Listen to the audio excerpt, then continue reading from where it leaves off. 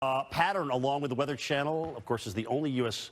network offering comprehensive coverage of the COP26 Climate Summit. Our mission is to explore Earth's challenges, celebrate its progresses, and elevate new voices to the conversation. That's right. Today is Youth and Public Empowerment Day at COP26. Meteorologist Stephanie Abrams joining us live right now from Glasgow, Scotland. All right, Steph, I know there are a lot of young climate activists who have very high hopes for the conference. What are you seeing over there? Well, I'm going to introduce you to one momentarily, but first I want to show you where we are located. And we are in the main exhibition hall. Behind me, this is where the UK is represented, different countries are represented, and also different organizations are represented. And as you can see, it is mobbed here. There are a lot of people that are walking around.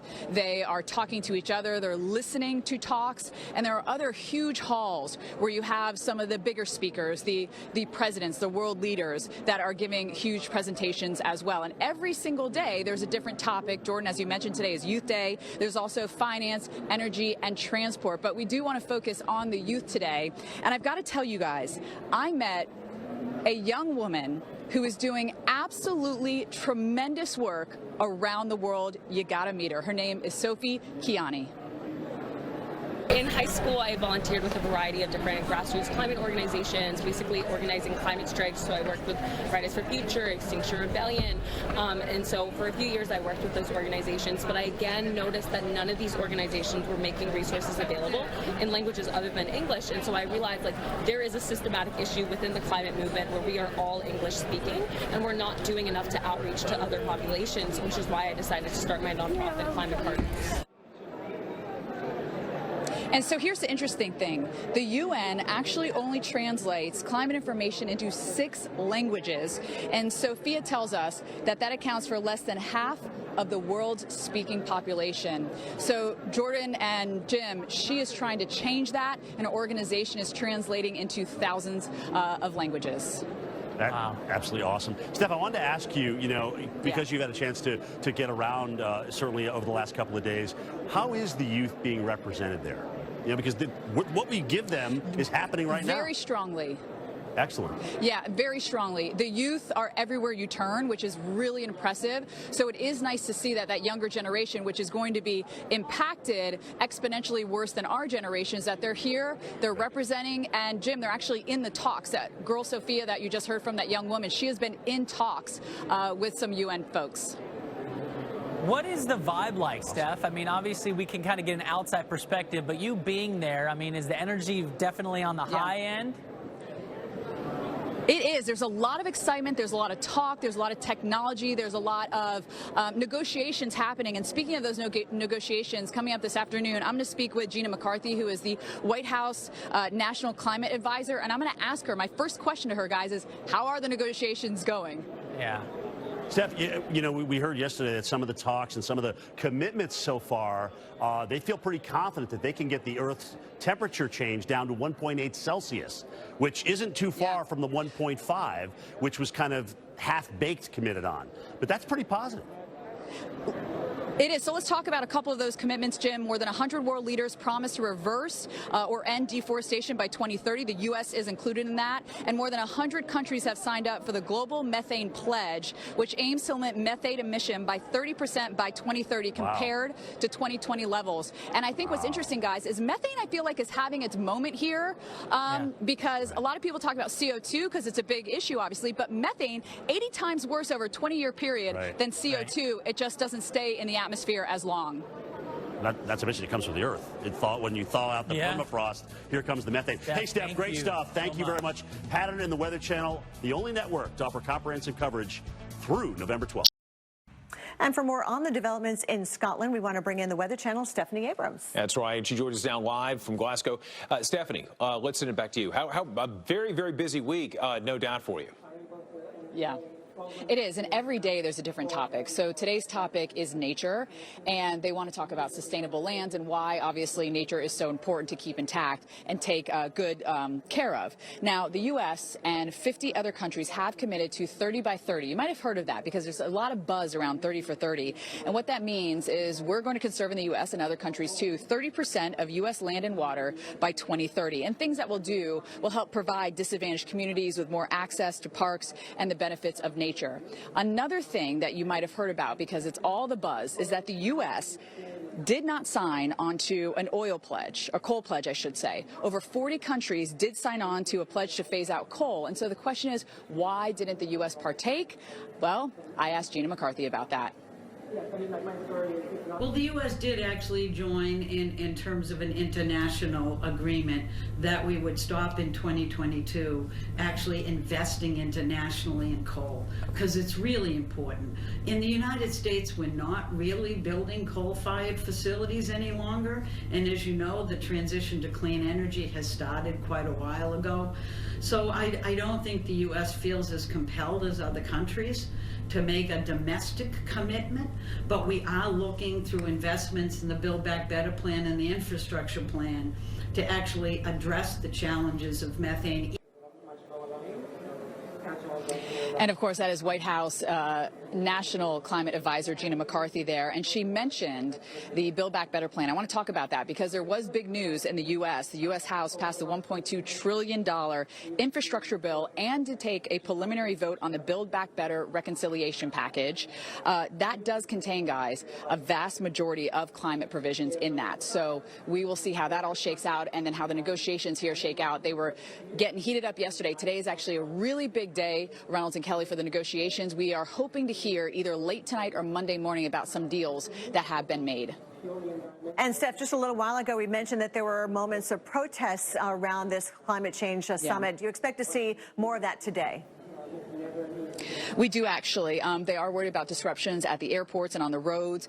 They are expecting 50,000 to 100,000 protesters today, and it is pouring out. This is a very wet day. It's actually been quite dry here in Glasgow, so they will be marching in the rain. I don't think that's going to stop them. They're expecting farmers, trade unions, faith groups, indigenous and local community groups. So we will, of course, bring you reports on that. But here in the convention center, I just want to show you guys around a little bit. This is called the Action Zone, and behind me you see there's a bunch of, chairs where people can sit around and talk and do some work, a beautiful globe. Right over here, we're also having a talk. So there are several stages like this where people are having discussions and conversations about today, which of course is Nature Day. That's what the big focus is. Now tomorrow, methane is it has been a big topic. They're having their minute. And here's the thing, methane is affordable and very easy to get out of the atmosphere. So why aren't we all doing it? Find out tomorrow. Today at COP26, the focus is on the need to adapt to the effects of climate change. Pattern with the Weather Channel is the only U.S. network to offer comprehensive coverage of the COP26 Climate Summit. All right, meteorologist Stephanie Abrams joins us live from the summit in Glasgow to explain why it's so important for us to learn to become more resilient in the future. Holy cow, Abrams, what a first week. Finding practical solutions is one thing, but paying for them is quite another. It is another, and we're going to get to that in just a minute. I first want to show you guys where we are. We're in the action zone. You see behind me, there's a talk going on. Their focus right now actually is on Africa. And then as we take you to the other side, there's a meeting room here. As we just peek right through the window, you see there are several chairs, and this looks more like a negotiation type room than someone who's giving a presentation. And beyond that, there's this massive globe behind us, and then this area is for folks to gather and talk, work on emails or, articles that they're doing. And we've even seen some people walk around amongst the crowd giving interviews and talks as well. But let's talk about today.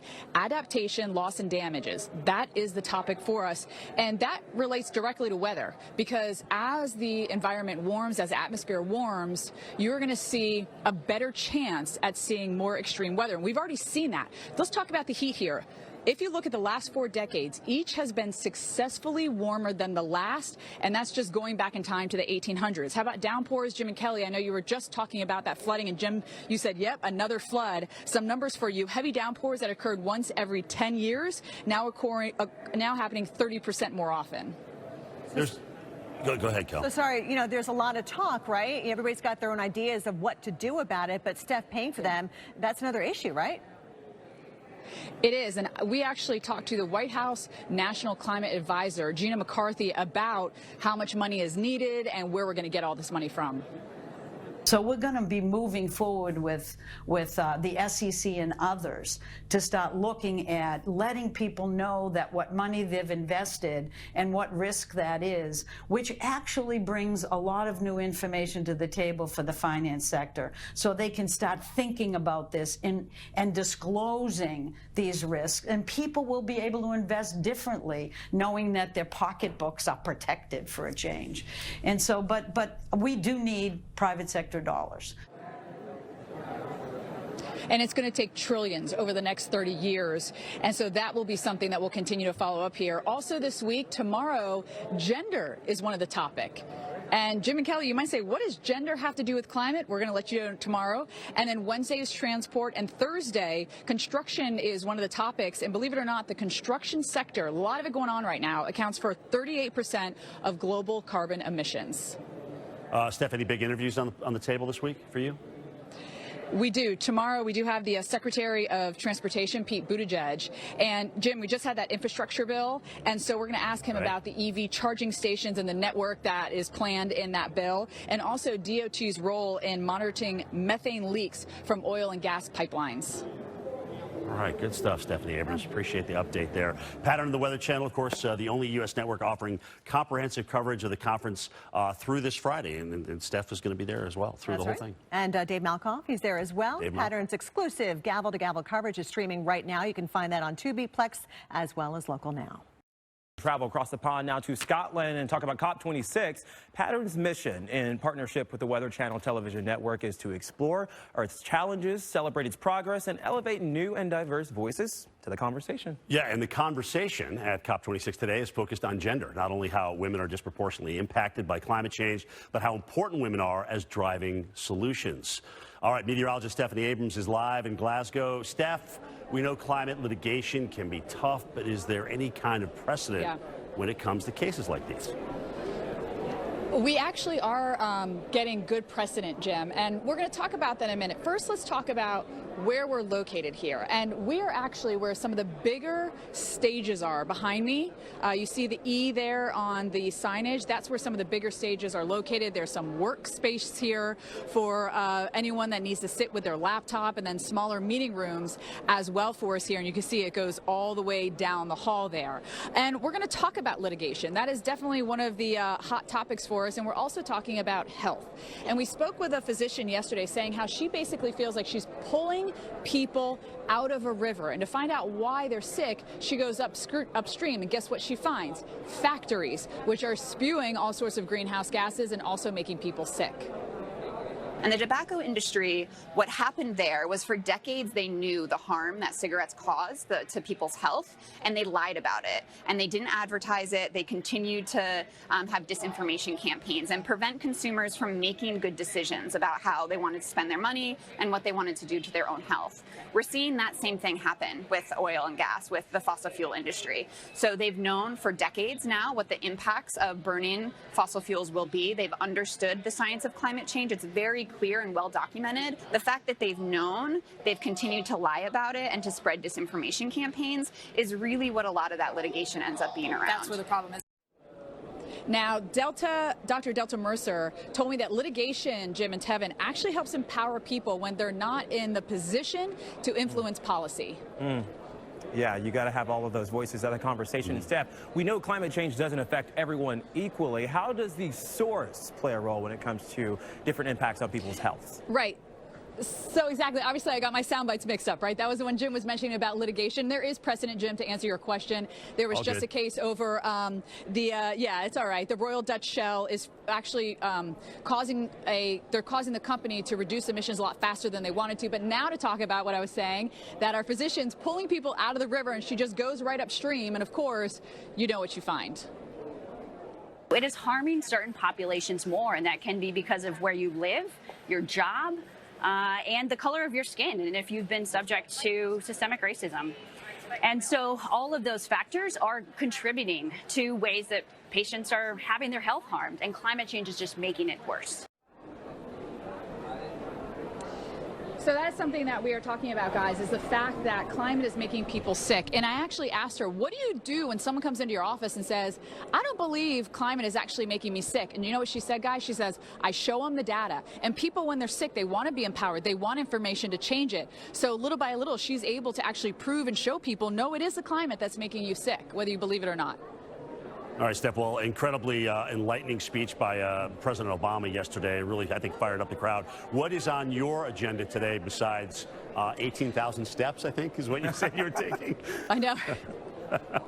Yeah, we're going between 15 and 18,000 steps a day here. That's how much walking there is in convention life, if you will. But we do have Secretary of Transportation Pete Buttigieg to talk to us about the supply chain. Everyone wants to know about that. And also electric vehicles. And Jim and Tevin, I want to ask him, remember Hurricane Rita, when all those people died on the road? Over 100 people died in the evacuation process. What do you do if we're all electric and people run out of power? Or after a hurricane, when you can't get that power, how do people drive around? Thank you, Steph. That's going to be a great question, if everybody goes electric all of a sudden. Yeah. No question about that. We'll have to see what the answer or the response will be, of course, when she talks with him. All right, guys, Pat on the Weather Channel. Thank you, Steph. Only US Network offering comprehensive coverage on the conference through this Friday. Stick around. Much more to come here on America's Morning Headquarters. Conversation continues at COP26.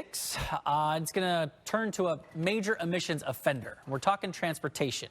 World leaders are addressing strategies to get more zero-emission vehicles on the road, decarbonize air travel, and find solutions to minimize the impact shipping services have on our planet.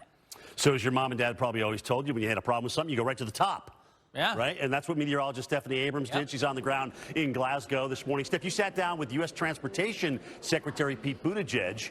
Are these types of solutions within reach here in the USA, considering the transportation sector, as Jordan mentioned, has its biggest share of greenhouse gas emissions in the U.S.? Well, he was really hopeful, I have to say that, in the time that we spoke to him. And I was curious about hurricanes, because after hurricanes, we always see these bridges that are knocked down, roads that are torn apart. So I asked Secretary Buttigieg, is there a way to build more resilient and also greener?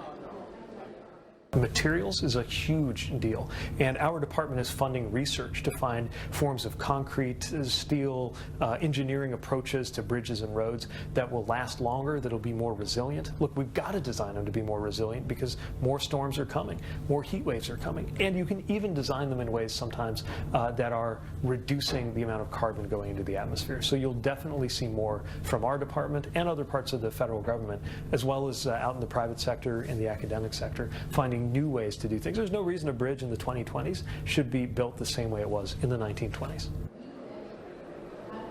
And today's topic is all transportation. And here at the U.S. Center, this is our pavilion at the COP26 conference. You can see that there's a talk going on behind me. And through the entire day, all those topics will be transportation. All the talks, I should say, will be about transportation. And Jim and Jordan, I have to say, Secretary Buttigieg, he said that the building material was his favorite subject to talk about. He thought it was nerdy.